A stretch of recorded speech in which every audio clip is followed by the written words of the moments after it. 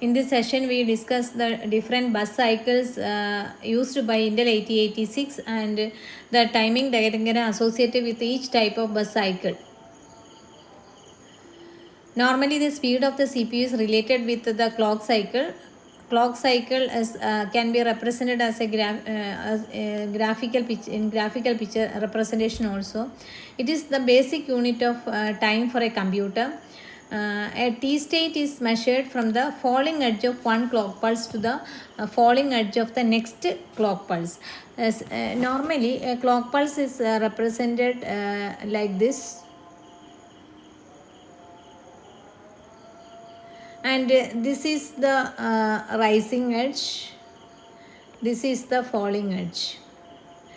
Normally, even though we draw the clock pulse diagram like this, but practically speaking, actually there it is not a quick transfer from the low impedance state to low state to high state, but actually it takes a bit of time for that. So this is like bit slanting lines, etc. So here you can see one falling edge over here, and this is a rising edge. And now a T state is actually starts from the middle of the falling edge and it goes till the middle of the next consecutive falling edge. So this is a falling edge, this is a rising edge, this is a falling edge, this is a rising edge, etc. It goes like that. So T state starts from here, it goes till here. And T state has a close relationship with the bus cycles. Bus cycle is the time required to make a single operation between the CPU and the peripheral devices, like reading operation, reading data from memory, or writing a data into memory, or transferring some data into an output device. So all these are basic operations, and a bus cycle is always related with each of these instructions, each of these operations. The 8086 bus cycles are been classified into 5: memory read cycle, memory write cycle, input output read cycle, IO write cycle, and interrupt acknowledge signal cycle. All the first four cycles, that is memory read cycle, memory write cycle, IO read, IO write, all these four operations needs 4 T state to complete, whereas interrupt acknowledge signal requires 8 T states to complete the operation. So as we have seen, the normal time taken by 8086 to perform read or write cycle is 4, whereas the interrupt acknowledge cycle only takes 8 T states instead of 4 T states in the other bus cycles. Timing diagram is very important for any processor. Timing diagram represents the various conditions of different signals during a bus cycle. Like how the when the read signal is activated, when the ALE signal is deactivated. So everything has in which T state it's particular memory IO signal is made high. So all these things are represented in the timing diagram of a processor, and a timing diagram is very important, and it will be supplied by the manufacturer of the processor itself, because this is very important, because the knowledge about these timing diagrams, when each signal goes high, each signal comes low. So these are all very important information for the design of matched peripheral devices like memories, ports, etc. For the selection of these peripheral devices, these information are very much important. So we start with the memory read cycle. Here is the memory read cycle, and you can see the clock signal as the first information over at the beginning. And we can see that the entire read cycle goes through 4 T cycles. You can see T1, T2, T3 and T4 finally. So this is the falling edge of T4, and the memory read cycle is completed over here. So it starts from here, it goes till this point. So after 4 T states are completed, the memory read cycle reaches the end of the operation. Now the what are the activities during each T cycle is very important. Each T state is very important. First of all, we take the first T state T1. So in here, the 8086, the processor outputs 20-bit memory address on address 0, AD0 to AD15 lines, and the status lines, that is address status lines. So 20-bit memory address is placed on these lines, and these lines are made high. And at the same time, the address latch enable ALE signal, the address latch signal ALE enable signal ALE is made high at the beginning of T1, and towards the end of the T1 state, that is the towards the falling edge of T1, ALE is made low. So here ALE is made high, and then at the end of T1 ALE is made low to keep on their output lines. Now the direction control line, that is DTR, that is data read signal. This is asserted low to inform that the external bidirectional data buffer that the processor has to receive data. So in the case of read signal, processor is getting information. So always the signals must be, the data signal must be, in the case of multiplexing mode, it has to be bidirectional. So when DTR signal is made low, so that actually processor is going to get information, processor is going to receive information, and the BHE is bus high enable signal. BHE is asserted low to enable the odd upper memory bank. So this has been this represents the selection of the memory banks. So in this cycle, the odd or upper memory bank is being selected. Now during the second T state, T2, what are the activities happened? The signal the address lines AD0 to AD15 lines become inactive at this state. You can see over here. And address status lines and status signals S7 and S3 are issued on these lines. At the end of T2, the read control signal RD, the read control signal RD is made low. RD is made low since it is the time allowed for memory to load data in the data bus. Similarly, the data enable signal is asserted low to enable the external bidirectional data buffers. The 8086 processor then samples the ready signal during T2. If the ready is high, then T3, T4 are executed. Otherwise, it goes into a wait state. That is not shown over here. The ready state, it will check at the end of T2. The ready signal will be checked, and if the ready signal is high, then the T states T3 and T4 will be initiated. That is, it will go to the last two T states. Otherwise, it will stop the process over here, and it will go into a wait state. So these are the activities that happen in T2, and during T3 we can see that there are no activities actually represented in T3. Everything remains as same as the end of T2. whatever signals are activated or deactivated at the end of T2, that will remain as such during T3. There are no prominent activities happen in during T3. And activities during T4, the read is asserted high. As we can see, read is asserted high. And also the data enable also is made high. And the data transfer happens over here at the last final state. So this is the these are the activities happen during different T states, T1 to T4, in the memory read cycle of 8086.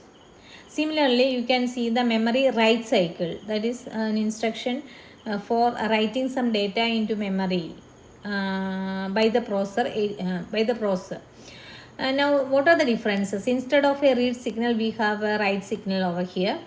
And the memory input output is made low, representing that it is not a IO operation, it is a memory operation.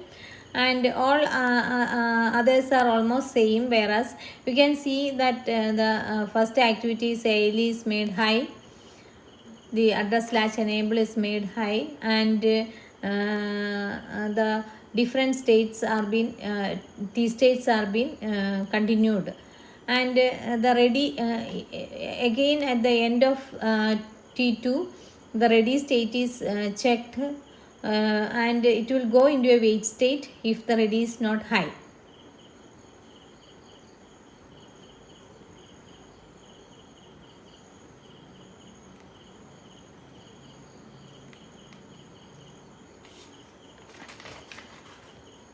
Now here is a NIVO read cycle, input output read cycle, to read data from IO mapped device or IO port. So this instruction is for reading data from an IO mapped device or from an IO port. So here also the normal time taken by the read cycle, IO read cycle, is 4 clock periods for T states. Timing of various signals involved reading an IO port is in the minimum mode is here shown here. The activities are you can see the activities. 8086 processor outputs the 16-bit IO address on AD0 to AD15 lines. Logic low is output on the BHE and address status lines. And the same way, ALE is asserted high and then low in the T1 state itself. DT and R signal is asserted low to inform the external bidirectional data transfer that the processor has to receive data. And at the same time, the M memory IO signal is asserted low to indicate that this is an IO operation. This is not a memory operation, this is an IO operation. And it remains as such till the end of the cycle. Now during T2, the signals AD0 to AD15 line becomes inactive, and the status signals S1, S2 are S7, S2, S3 are issued on address and status lines. At the end of the T2 state, the read control signal RD is assigned low.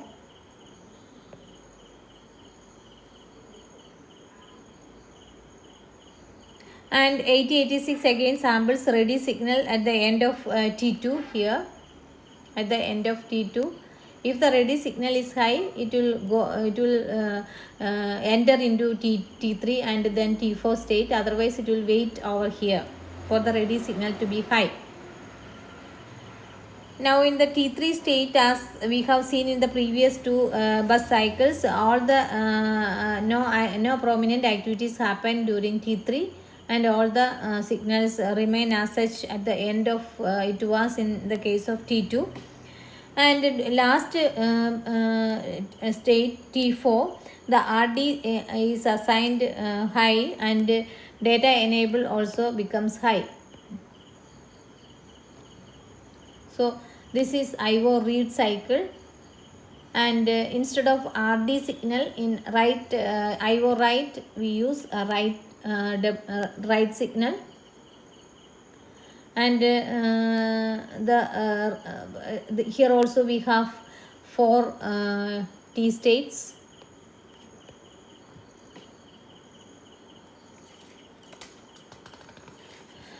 Now interrupt acknowledge signal cycle is very important for 8086.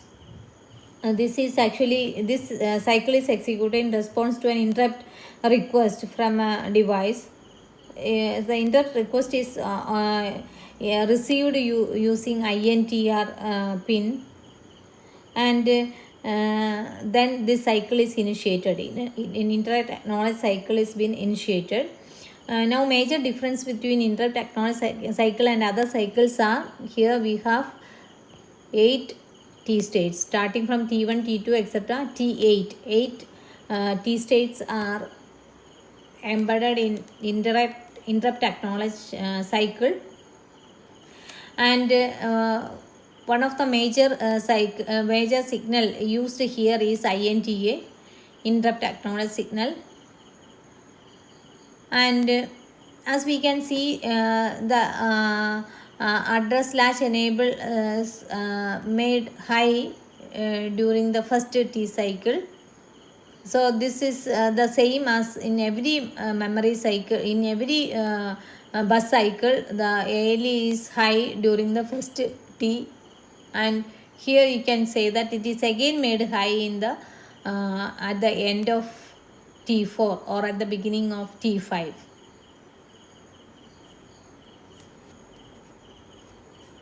So the time taken by 8086 to execute an interrupt acknowledge cycle is 8 T states instead of 4 in other bus cycles. It is actually 2 cycles, with each cycle extending for 4 T states. So in the first cycle, the process send INTA signal to interrupting device.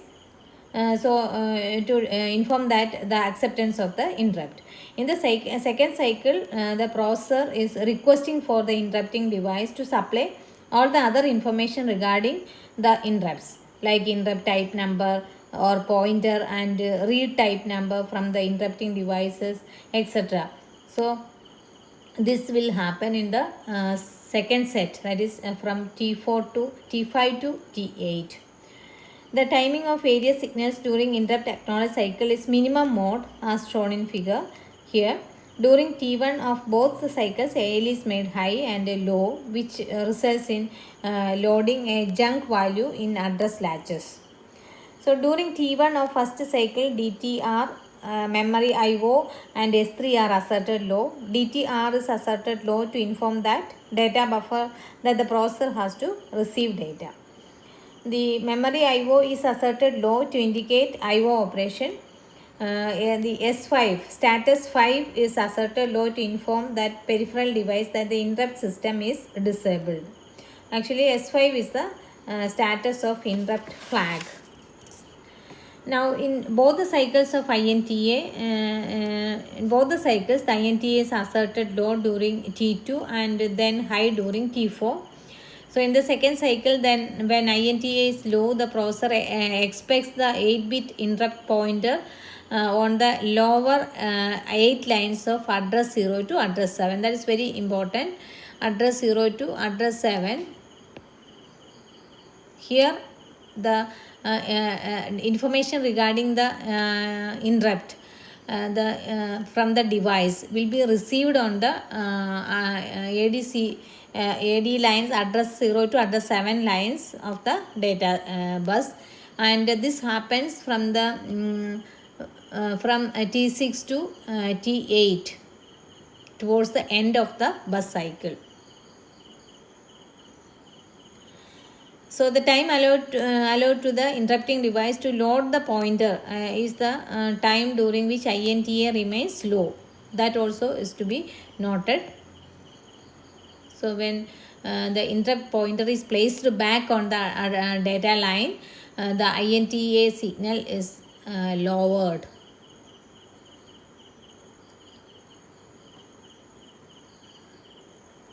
and the process samples the interrupt pointer on the rising edge of INTA signal in the second cycle.